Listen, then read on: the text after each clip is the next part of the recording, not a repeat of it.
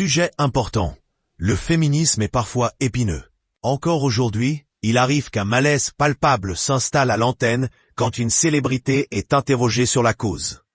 La peur du faux pas, probablement, en pousse certains à rester brefs et évasifs, tandis que d'autres vont se lancer dans des réponses exhaustives. Ce lundi, dans Quotidien, c'est Benjamin Laverne qui passait au tableau pour s'exprimer sur le féminisme.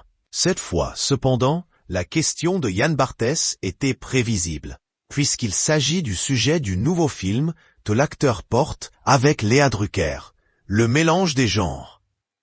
Et Benjamin Laverne était passablement inspiré. Faire une comédie burlesque policière sur le féminisme, c'est gonflé, reconnaît l'acteur. On se dit, dans quoi on met les pieds?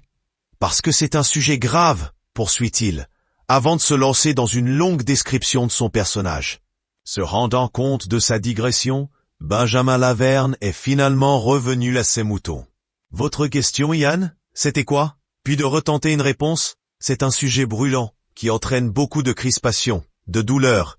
Il y a des affaires qui sont révélées tous les jours. Que Michel Leclerc, le réalisateur NDLR, s'en empare pour parler d'une masculinité douce et un peu de ses peurs, je trouve ça assez vertigineux, mais passionnant. L'acteur a insisté sur le fait que le féminisme concerne tout le monde. Je pense que s'interdire d'en parler parce qu'on est un homme, en l'occurrence de 50 ans, blanc, etc.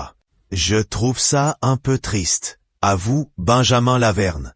Une prise de parole qui lui a valu les applaudissements du public.